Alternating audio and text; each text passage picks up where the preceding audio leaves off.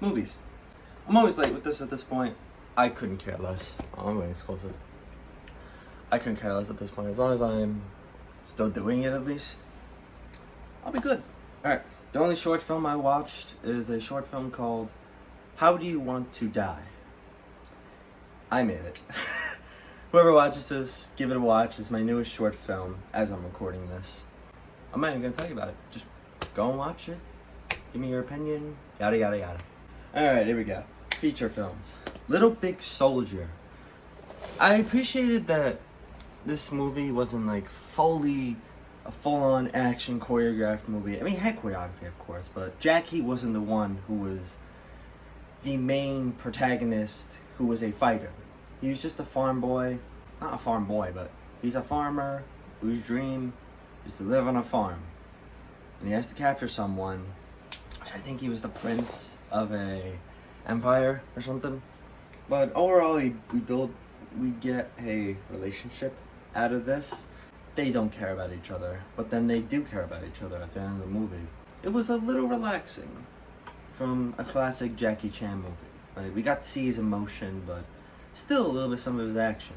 Across the Spider-Verse. Dude, I'm telling you this right now. If Beyond the Spider-Verse is fucking phenomenal, I think this trilogy has the potential to become better than the Dark Knight trilogy. From a Batman fan, okay? This movie was fucking amazing. Just visually, it's like a flower. You just can't take your eyes off of it. It's a painting like no one has ever created before. Just all the different visuals, cameos, art styles, all the different twists. I could not get enough of it. I couldn't. I wanted more. And the ending, I was like, what? Holy Jesus. What is that? What the fuck is that? Honestly, we all should have expected it. If we remember it. If you remember, originally, it was called Part 1 and Part 2. We just forgot about that. And I think that's why people were kind of shocked about the ending. I don't care. It's still a 10 out of 10 movie in my opinion. Like, it made me want to become Spider-Man. Like, damn. Blinded by the Light. Bruce Springsteen has a huge impact on this Pakistani kid in a Pakistani family. Like, not the person himself, because I heard it's not really that great of a person, but his music itself, that had a big impact on him. And it inspired him to write a lot more. Honestly, I kind of related to him, because the more I discover music, the more I'm like, damn, I'm kind of inspired from this, or I kind of want to sing it myself, or practice it myself. But it's still a nice story, though. The family is rejecting it, well, mostly his father. Father's mostly rejecting him because he's going on a new path. We could see that he was able to become successful, and how the father was able to understand that, his vision, and I like that. Ghost in the Shell. I'm kind of ashamed that I haven't seen this anytime sooner. The animation, I think it's standard, but there's certain shots with like the digital aspect of it. There's a digital aspect of the film because it's set in a utopian future, and there's a bunch of technology in use. The animation is actually used. It was used smartly. And the story, I know there's a deeper meaning behind the story, but I didn't bother because I didn't bother looking it up because I kind of understood it. The world's getting taken over, stuff like that. Time for a new change, stuff like that. It was still a good movie overall. The Flash.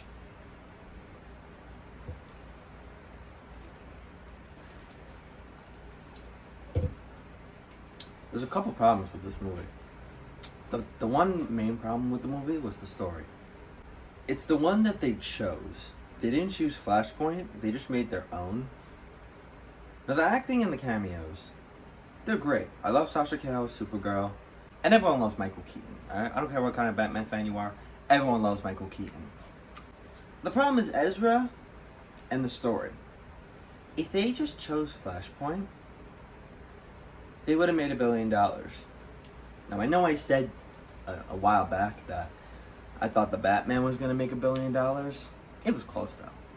But this movie would have made $1 billion. Everyone is saying so. Everyone. WB, you're fucking up a lot, alright? You fucked up. If you had just simply chose Flashpoint, you would not be in the controversy and in the bankruptcy that you're in right now. Also, Ezra is a whole nother thing, but I couldn't give a shit. Everyone has said what they needed to say. I just agree with them and all that. It's just the fucking story. CGI, of course. That's a huge another fucking problem. The movie was still enjoyable overall. I enjoyed it, except the fucking ending, which was kind of disappointing. I just don't get it. Why the fuck do they think that changing something that was perfect is going to be better? Why? Like, WB, ever since you fucked with Zack Snyder, you've been doing this. Look at me. That's all you've been fucking doing. You gotta fucking stop this, alright? And if you try to fucking change James Gunn's vision, nobody's gonna fucking trust you anymore, okay? Absolutely nobody. On a higher note, Asteroid City. I love visual storytelling at this point. I'm starting to become more of a film geek. I fucking love this movie. Alright, Wes Anderson has to be one of the most underrated directors, alright?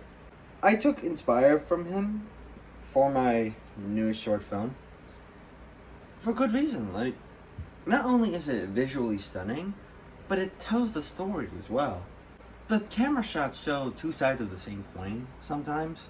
It tells it through the type of lenses and the type of atmosphere too. That's why I think Wes Anderson is underrated, because he doesn't just place a camera. He tells a story with it as well. And Asteroid City is no exception either. The last 3 movies, here we go. Evil Dead. Sam Raimi, what a fucking genius director. At a young age too. The movie felt raw and it felt indie, but it still felt horrifyingly, it felt like a horror classic because of the style that Sam Raimi had.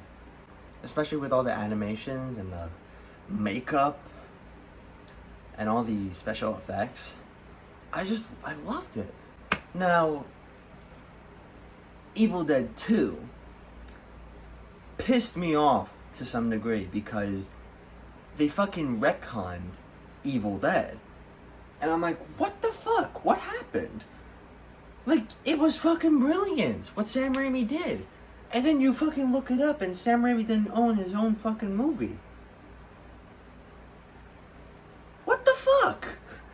I was so fucking confused.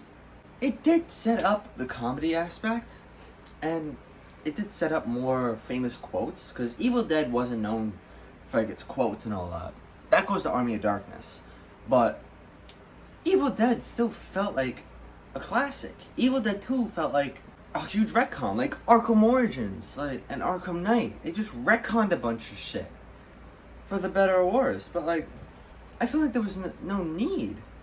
Probably was, but like, otherwise they wouldn't have made Evil Dead 2. But it just confused me because Sam Raimi wrote and directed Evil Dead 2 as well. But then, Army of Darkness. That's where the famous quotes come in. That's where Bruce Campbell becomes most famous. Well, Bruce Campbell, he's a menace. Like, part of me felt like his character was fucking off. I was still stuck on Evil Dead. His character just felt off in the first place. He was a scrawny farmer boy in the first movie. And then all of a sudden he's a selfish, self-righteous, like, asshole. And I'm like, what the fuck? Where'd this come from? He wasn't even like that in Evil Dead 2. I was like, what?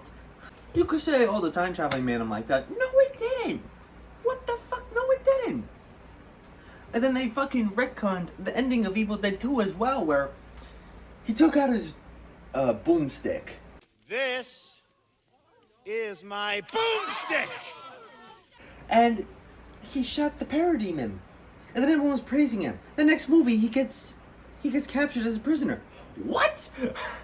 I mean, I guess if they didn't retcon it, we wouldn't have got the famous boomstick quote. But like, dude, I don't know.